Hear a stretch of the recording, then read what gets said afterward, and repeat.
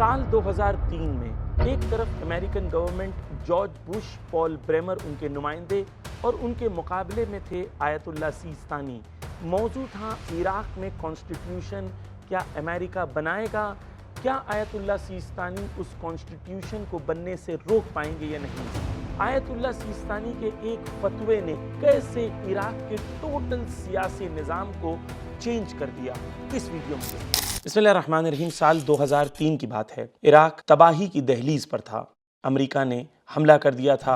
Mission न democracy था, न आज़ादी थी, न फ्रीडम। हकीकत में ये लोग क्या चाहते थे? ये लोग चाहते थे इराक में जो ऑयल रिजर्व्स हैं उस पर कब्जा किया जाए और खुद इराकी अवाम के साथ गद्दारी करे। तरीक़ेकार ये था कि एक ऐसा कॉन्स्टिट्यूशन लिखा जाए कि जिस कॉन्स्टिट्यूशन के तहत इराक हमेशा से अमेरिका का गुलाम बना रहे। दुनिया में सबसे बड़े ज़खायर जो हैं ऑयल रिजर्व्स के, उसके अंदर से इराक एक कंट्री है।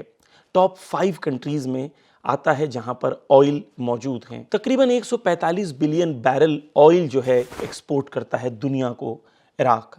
खुद डोनाल्ड ट्रंप की ज़बानी सुन लें कि ये लोग मिडल ईस्ट में क्यों रहते हैं। We've secured the oil and therefore a small number of US troops will remain in the area. Involved with 7,000 miles away. So we want to worry about our things. We're keeping the oil. We have the oil. The oil is secure. We left troops behind only for खुद the कहते oil. हैं कि हम यहाँ पर आते हैं इसलिए आते हैं क्योंकि हमें ऑयल चाहिए और ऑयल पर हमारा कब्जा होना चाहिए। अमेरिका कॉन्स्टिट्यूशन बनाना चाहता था और आयतुल्ला सीस्तानी नहीं चाहते थे कि अमेरिकन्स कॉन्स्टिट्यूशन लिखें। यहाँ कॉन्फ्लिक्ट क्रिएट होता है। आयतुल्ला सीस्तानी और अमेरिका का रूबरू सामने आते हैं। आयतुल्ला सीस्तानी को साइडलाइन करने की कोशिश की और कोशिश की कि उनसे बात न की जाए, लेकिन आयतुल्ला सीस्तानी की पब्लिक के अंदर जो प्यार था और इताअत का जज्बा था उसको अमेरिका इग्नोर नहीं कर सकता था।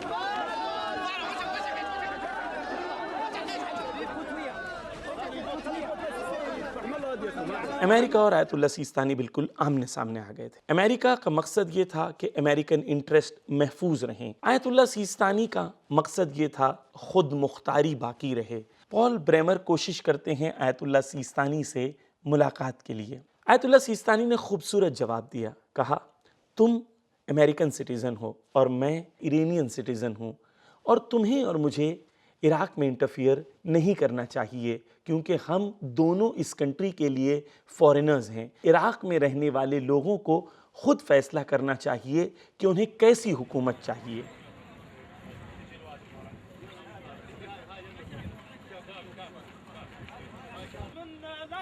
अमेरिका जो पूरी दुनिया के सामने अपने आप को बताना चाहता है कि हम बहुत ताकतवर हैं, आयतुल्ला सीस्तानी की नज़र में इनकी ताकत की कोई वैल्यू नहीं है।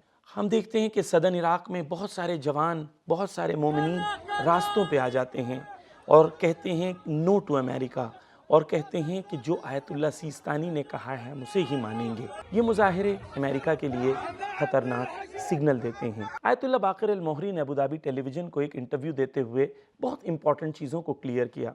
कहते हैं कि अगर पॉल ब्रेमर ने आयतुल्ला सीस्तानी के नज़रिए को रिजेक्ट किया तो आयतुल्ला सीस्तानी एक ऐसा फतवा देंगे जो यूएस अपॉइंटेड काउंसिल बनी हुई है उसकी शरई अहमियत और शरई वैल्यू यानी लीगल इस्लामिक वैल्यू को ख़राब कर देगा और उसे टोटली इल्लीगल करार दे देगा। यानी इराकी अवाम के लिए वो काउंसिल को मानना इल्लीगल हो जाएगा इस्लामी निगाह में और आयतुल्ला सीस्तानी को तकरीबन इराक की अक्सर अवाम मानती है और ये एक बहुत बड़ा उनके लिए धक्का होता।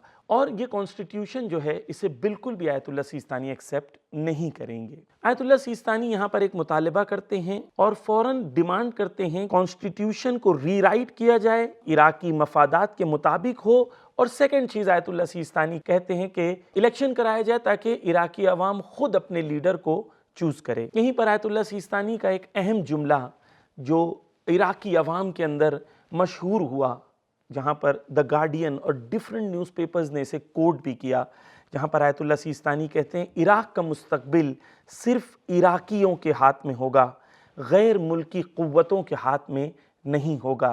बिल्कुल वाज़े तौर पर कहा, अमेरिकन्स गेट आउट। في بناء هذه الحكومة फतवे का ऐलान नहीं था, बल्कि दुनिया को ये दिखा देना था कि आयतुल्ला सीस्तानी, जिसके दिल में अली की मोहब्बत हो, किरदार में हुसैनी जज्बा मौजूद हो, वो कभी भी दुश्मन के सामने नहीं झुकता। रिजल्ट ये हुआ कि अमेरिकन्स मजबूर हुए और उस कॉन्स्टिट्यूशन को पीछे लेना पड़ा। सबसे पहला नतीजा हमें नज़र आता है कि अमेरिका हमेशा झूठ की बुनियाद पर अपने प्रोपेगेंडा को फैलाता है।